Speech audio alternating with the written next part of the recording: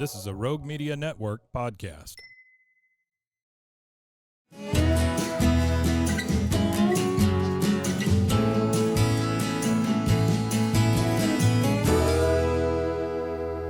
This is Central Texas Life with Ann Harder. Hello, everybody, and welcome. We are coming to you from the 21st floor of the iconic Alico building in downtown Waco. Rogue Media Network, which graciously produces Central Texas Life with Ann Harder, is now in this fabulous space. And who better for me to have for my very first podcast here in the Alico building than the woman who was dubbed the Queen of the Alico, Helen Quiram, who happens to be my aunt. Full disclosure, she is the younger sister of my mother, Ruby Wells. And as long as I've known Aunt Helen, she's come to work here in the Alico building, and that started in 1951 before I was on the scene. Right. So, but you were coming to this building even before you graduated from high school and came to work at the life insurance company. Oh, yes. I was privileged to come with my two older sisters that had worked in the building. And the oldest worked in the early 40s. And my first trip here, I probably was about 10 or 11. And needless to say, I got into trouble because I started throwing little paper airplanes out the window. Did you really? Yes, and they had to reprimand me and say, "Young lady, you don't do those things." We don't behave that way in the Alico building. Well, she worked for WACO for Yes, Mary Holiday. Mary Holiday. No, that was the oldest. The next oldest worked in the medical department. Okay. And she was one of the ladies in what is often termed the medical department, but it was really underwriting.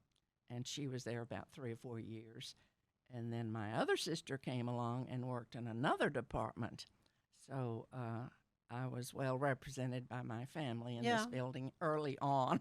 Well, and so tell me, when Mother came to work here after she graduated high school. From high school. Yeah. she worked for American Amicable, though, right? She worked for Amicable at the time. Yeah, let's get this life insurance thing straight. So originally it was Amicable Life Insurance Company. Yes. ALICO. Yeah. Amicable started its life in Waco in 1909, and it existed as an amicable company until 1965 when we were merged with another company out of Dallas called American Life. Okay. And then we became American Amicable in 1965. Yeah. Well, you've seen a lot of changes in this building and throughout your career working in the building. You did come to work, though, for Amicable Life. Yes, I did in 1951. And so what was your job when you worked my here? original job was a messenger, and that was such a delight because all newcomers, which was usually people just out of high school and stuff like that, they put them on messenger, and your job was to take carriers that would go from department to department, delivering the paperwork that was ready for its next level in order to be issued as a policy. And so that required a good deal of roaming around the building and knowing people, and that's what started my love affair with the Alico building. Yeah. Well, I had the opportunity to see an interview that you had done with the city of Waco in 2011. And that was a full 3 years after you had retired from working here in the building after 56 years of being here, just to get the timeline here. But in 2011, it was a big anniversary for the building. Yes, the building celebrated its 100th year of existence in 2011, August of 2011. And it was quite an exciting feeling all over town, and everybody was talking about us, and it was just a wonderful thing. Yeah. And I enjoyed very much being part of it. Well, the city, Larry Halsey, of course, one of the producers, or the producer of this, about a 22-minute video. And you can find it on Vimeo. Just Google Helen Quiram, the Alico building. It'll popped right up for me. But it was great because there were some fabulous archival pictures that you have, and we have some of them here on the table in front of us different photographs, and we'll drop some of these in so you can see them better. But the view from the Alico of what downtown Waco looked like before it's the exceptional. tornado, and then It's after. exceptional. And this particular photograph, it's taken from the north side of the building, looking down at the city hall, and all of the area around it, where buildings did exist, no longer existed after the tornado. And it's not the true picture of today's downtown city hall, but it's part of our past, and it's a good thing to see. Well, of course, the view from up here, and you can see somewhat. I mean, to have this kind of a backdrop for our podcast is remarkable for me. But I have literally just a few minutes ago walked in, my first chance to look and see the vista and pick out all these wonderful landmarks of Waco. And you got that every day you came to work. Every day. And then before we had air conditioning, which was in September of 1954, we were able to raise the windows and, of course, lower the top part of the window for the air to circulate. And you can always enjoy the change of seasons. So wonderful in the spring and in the fall. The breezes that would come through were phenomenal, and it was exhilarating. And I enjoyed that also. But the view was always fantastic. When the weather changed, you could see the clouds coming, and it was just wonderful. Well, let's talk a little bit about the origins of the building itself. This was really on the map as far as being the tallest building south of Mason-Dixon for a period of years. Correct? So, Yes. yeah, how was the intention that it would be this tall a building? Well, no, from what I can detect from the plans, the original discussion centered around about an 8-story. About that time, that was all they were building, because until the Industrial Revolution took place and the formation of steel beams, all of the buildings could not be anything taller than 7 or 8 floors for that reason. So as the Industrial Revolution just took place and we could get steel, we could import a marble, things were changing, and so they decided that they would go on and build, add a few more floors. Then it reached 17, and at that time it was kind of a funny little story wherein the builders of the Alico building got into a little bit of a spat with the people of Dallas, Texas, who were building the Adolphus Hotel. And each party would say, my building is going to be taller than your building. And it was in the newspapers back and forth what was going to happen. So ultimately, for our astute leadership, we went on and extended it to 22 floors in order to be classified as the tallest building west of the Mississippi and south of the Mason-Dixon line. And we won the first bout. At least for a while. Yeah, the tallest building that came along later that really did scope us out was, as best as we can tell, down in San Antonio, about the 1928, 29, somewhere in there. One of the residents of San Antonio sent us a letter to let us know that we had been surpassed by one of their buildings.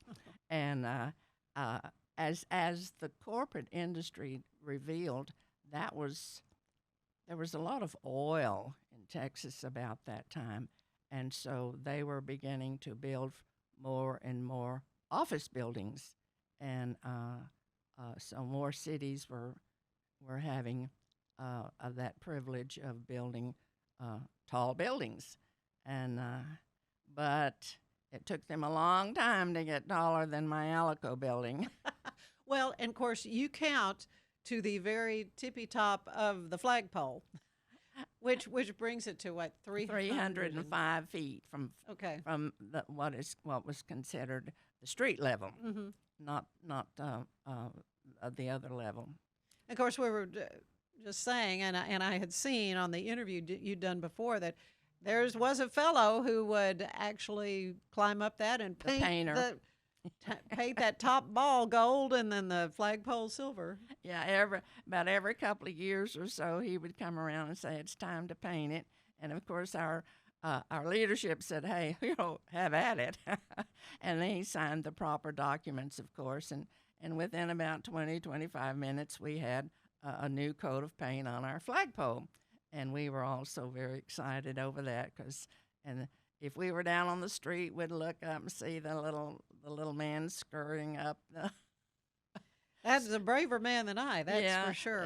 Some of the kiddos that have gone to lunch, and they would come back and they say, "Oh, he's up there, he's up there."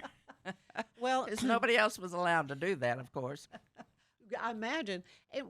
Just maintenance of the building. I mean, these are beautiful windows, but in order to clean them, I mean, somebody's got to.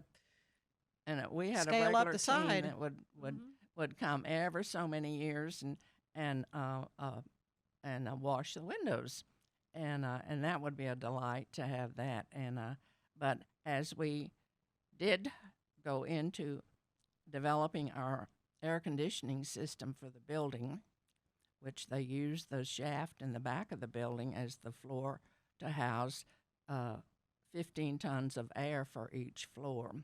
And so we were able to place a thermostat on each floor that would allow the company personnel or the tenants to have the temperature range that they desired. And so it was very effective. And so, of course, when we flipped to air conditioning, we had to make sure all the windows were closed and they became sealed. And and we were not permitted to. There are a few windows left that were not sealed for OSHA reasons, but other than that, we every window was sealed and no hot air could come in.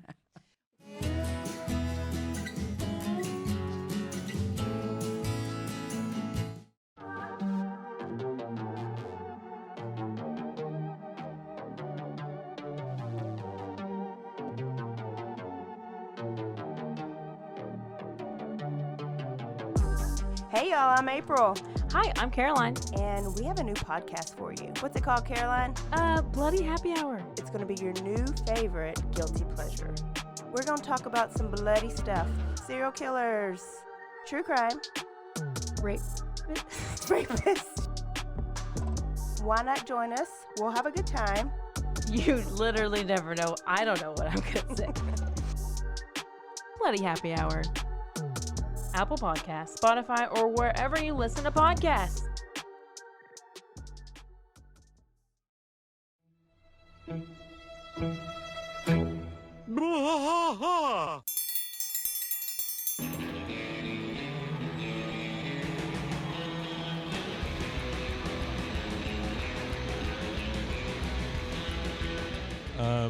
What are we doing here, Rusty? What are we gonna do? Yep, we're doing the King of the Hill Rewatch Podcast. King of the Hill Yes, sir. Rewatch Podcast. Yeah, so we're gonna go through one episode at a time. Come along for the ride with us, Come check it out. and give me a good like Dale Gribble quote to go out on. Wingo. Yeah, Wingo. Wingo. Wingo. All right. Well, join us for the King of the Hill Rewatch Podcast. Deep in the heart of Texas, that drinks his brew and he spits his chew. Deep in the heart of Texas, the TV blares but no one cares. Deep in the heart of Texas, here we go. Hey, I'm Blair. And I'm Brittany, and we're the host of By the Cover Podcast. We cover everything from mysteries, thrillers, romance, chick lit, and even some smut. Don't forget the smut. Yeah. We're so excited to get this thing going and share this with you guys. We've been talking about this for months, and it's finally happening. Yes. Special shout out to Rogue Media for helping us with this. For sure. For sure. You can find us on Instagram at @bythecover_podcast. You can also find us on Facebook and TikTok, so don't forget to give us a follow on those two also. And we are so excited to dive into some of our favorite books and share those with you. We can't wait. Hope you love it.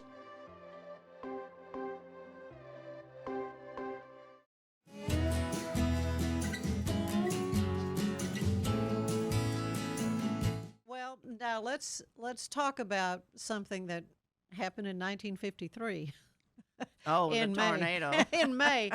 Yeah, you were working that day. You were on the 18th floor, correct? 18th floor. And your job at that time, it was something to do with cards or something. What was At that time, our company was real forward thinking. We used as part of our data processing center what they called the IBM 80-column card information source. And so these cards would have information that pertaining to the policy in any way, shape, or form. And my job at that time was to pay renewal commissions, and I would have these cards pulled out of the master file. And once the statement for the agent was created, okayed, and ready to go out, these cards had to be recycled back into the master file. All of this had to be done by card sorters, and on the south side of the building, we had our card sorter set up on the 18th floor, and it was going to take me about 2 days to rearrange all of these for they could be, used again for the following month. So the windows were up, and it being not air conditioned at that time, ever so often I would walk to the window when the machines were running and take a look out the window to the horizon. And that was, of course, the day of the tornado. And from about noon on, I could see the front moving in as a result of my job performance. Yeah, really. I mean, you couldn't miss it from where you were as it was moving in from Hewitt and this And from the downtown south Waco. side, yeah, it was Yeah.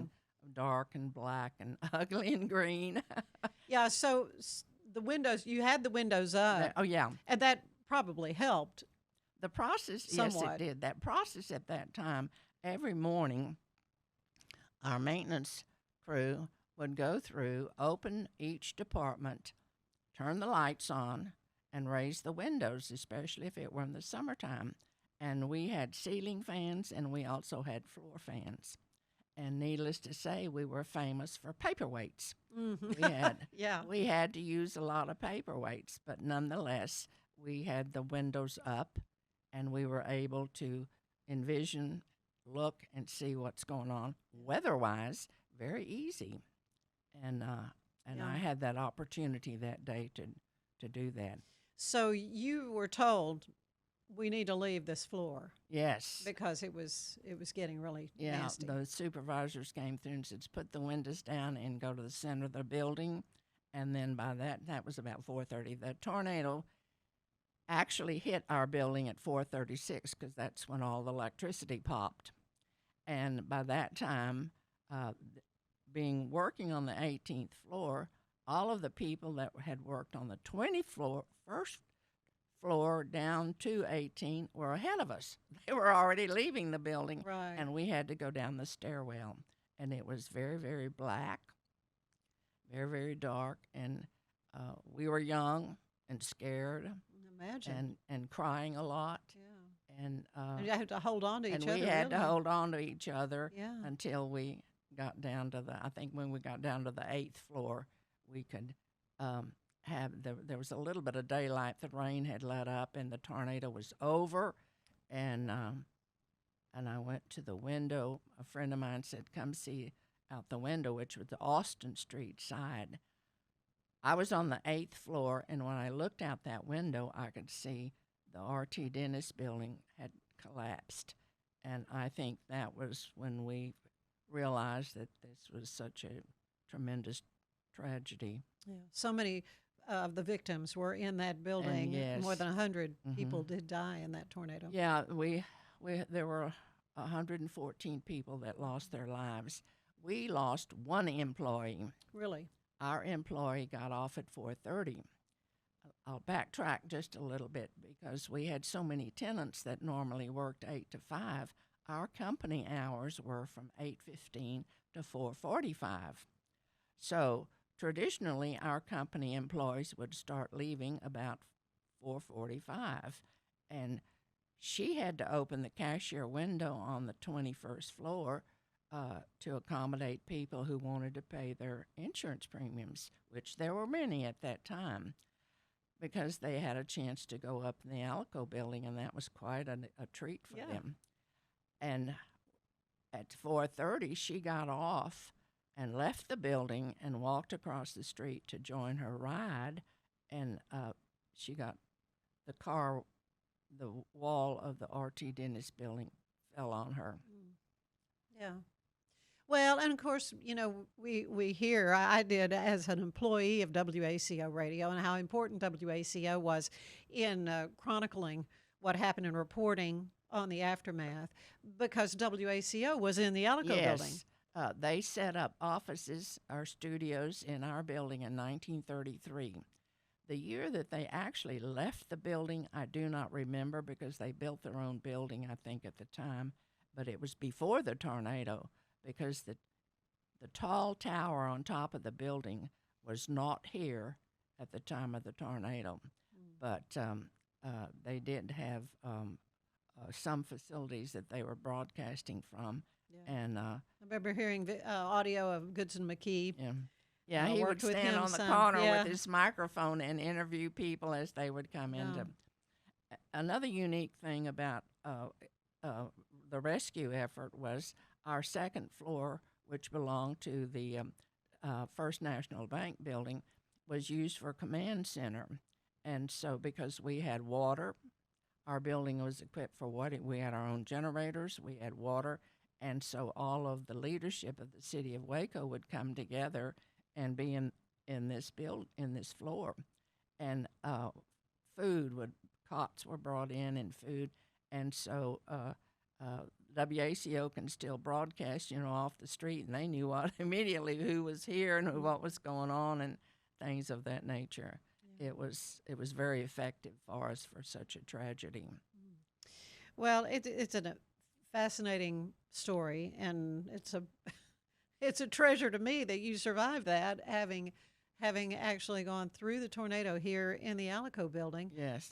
You say a lot of what helped with the weathering of that particular storm is all the beautiful marble that provided, a lot of added structure. I would say stability inside. into the hallways and everything. Yes, the marble was very, very, very beautiful and very, very effective. But here again, if we go back to the original architects, and their desire at the time was to build a building that would withstand hurricane load, and it was determined that Fifth and Austin, the corner of Fifth and Austin, is one of the windiest corners in town. And if you've ever been down there when the wind is blowing, you would have to agree.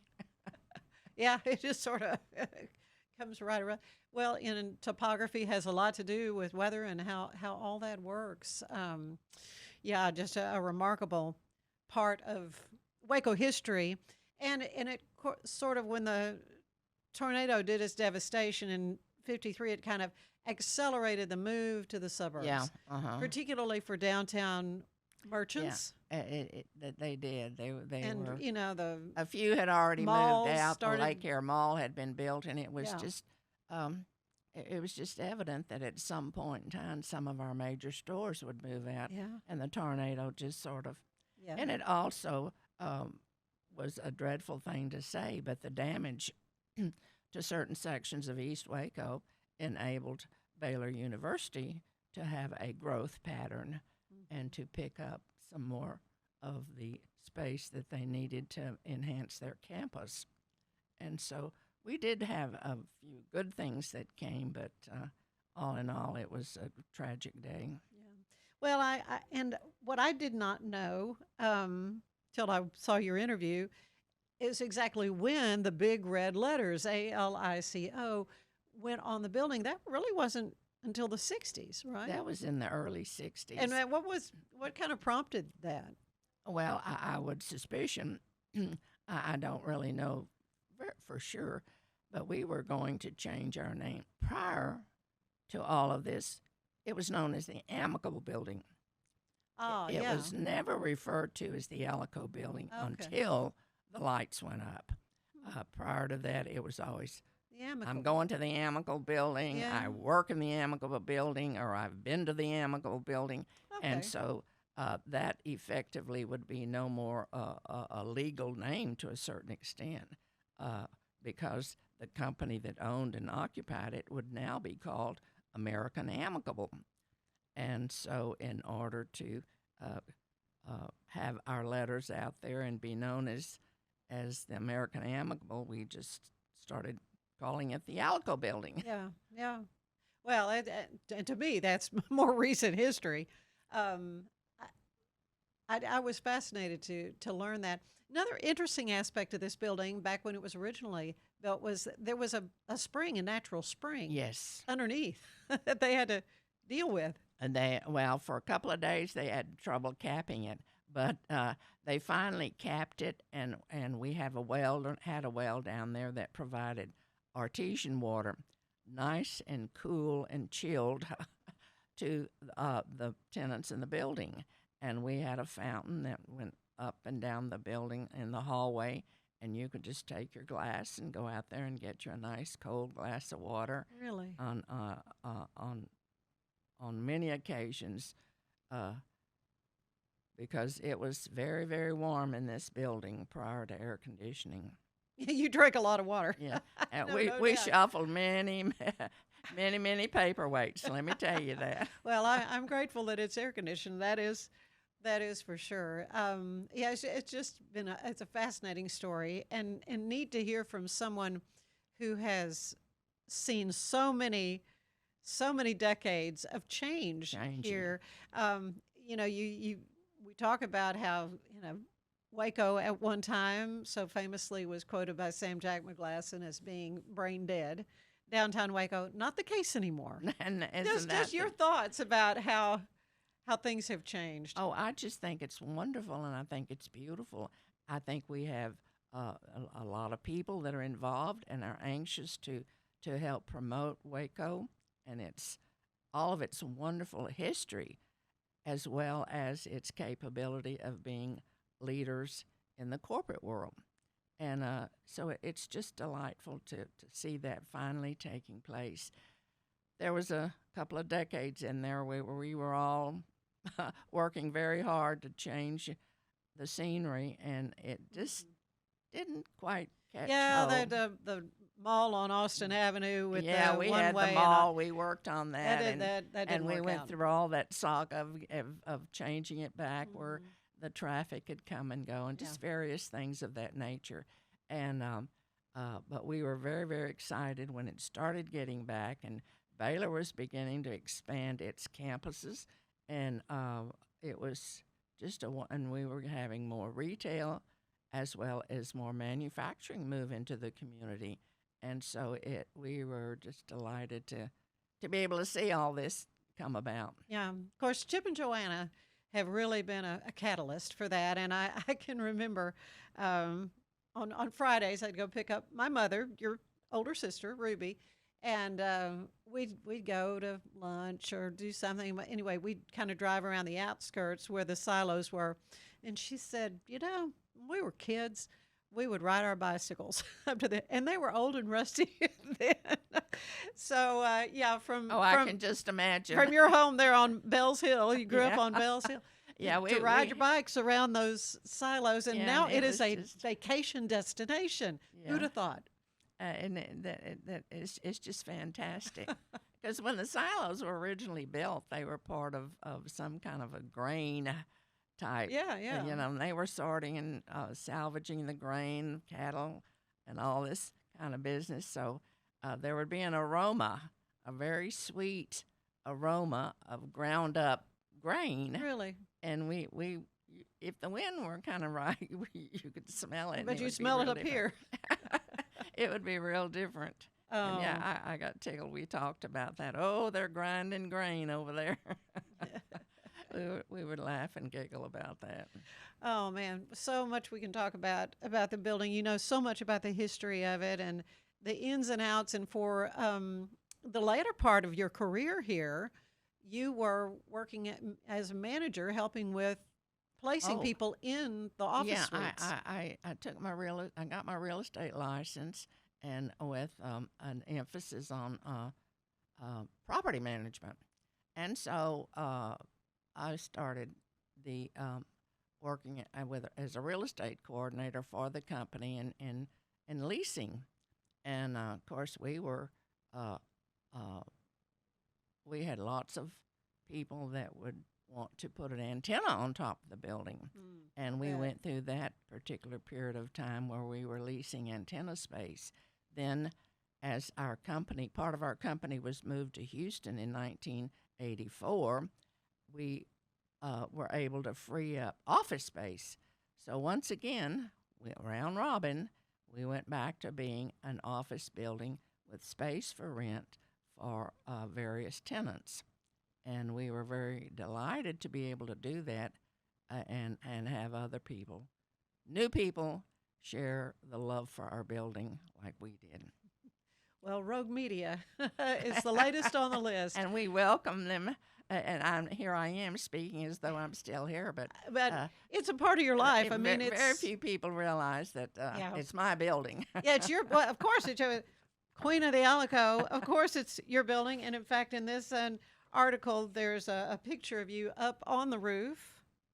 Was that scary? It kinda, in a way, but I had been up there several times, and of course, when I first went to work up here, several of us would take our sandwich and our big bottle of Coke and sit up there and have our lunch, and Really? never think anything about it. Yeah. But That's neat. through the years, liability insurance and everything, we became more cautious about who had access to the roof, and but I would have a chance to go up there very frequently, and I did appreciate that. I did enjoy that very, very much, and it's windy, very, very windy up there. I'll bet. Well, it has been so much fun to get you on tape this way, to have you I be a thank you. guest on the podcast, because she's a little reluctant when it comes to doing Oh, interviews. I'm sorry, but I'm very, very reluctant now. Well, but it's just a delight to, because it's been a few years, I guess, since you've come down here, right? Yeah. Well, yeah, I don't get down as frequently as I used to. I came about 6 weeks ago for a friend who was retiring, and that was indeed a joy. But COVID kind of knocked a lot of us out because many of them had to work from home, and some of those are still working from home that are still employed. And but it was a delight to be in the building and to walk the halls again. Yeah. Well, she introduced me to Joe Webb, who is the current manager of everything, and we're going to do a little roaming around and see what kind of trouble we can get into. There are a lot of I'll try to make some paper airplanes and throw them out the window. And as things changed, and we became part of the world of marketing space, we had to lower the ceilings, and of course that was real easy. And we wanted to do that. To put in effect to allow all of the wiring. When the building was built in 1910, it was wired for electricity by all means, but as we, had our demands, especially for air conditioning, we went to stronger and stronger. We had our own generator. Well, in fact, when it was first built, there were oil lamps. We had oil the lamps, hallways. and we had our own oil field. We had a big oil tank and a coal tank in the basement. Yeah. But Wow. but there were little oil lamps. You could walk up and down the hallway and turn the oil lamps, and that was people like that. And we had many tenants. We've had a beauty shop in the building. In the early years, and we had a lot of bookkeepers. Of course, today they're all CPAs. And lots of the legal community. And some medical too, right? And we had a lot of the medical people, dentists, and a lot of them that were very, very... So a very well-used yes. building, besides being the home And then Amicable Life Insurance. the community, I mean, the city of Waco was already beginning to build other buildings as well. The Praetorian Building came along, the Professional Building came along, and the Raleigh Hotel, which, of course, those buildings are still existing. And then the Medical Arts Building up on 9th Street, they were all coming along as well and helped fill the gap of people needing office space. And it was quite the thing in the 20s and 30s. Well, it's exciting to be here and to be a part of it and to have a chance to visit with you. It's certainly exciting for me. Yeah, good, good. Irrespective of how I'm feeling. Well, we are glad, glad that you had a chance to be with us. And thank you for joining us, and we will be back again with Central Texas Life. Central Texas Life with Ann Harder is part of the Rogue Media family. Be sure to check out our other shows at roguemedianetwork.com. Please rate this show 5 stars on iTunes, Spotify, YouTube, or anywhere you get your podcasts. Join us again soon for more Central Texas Life with Ann Harder.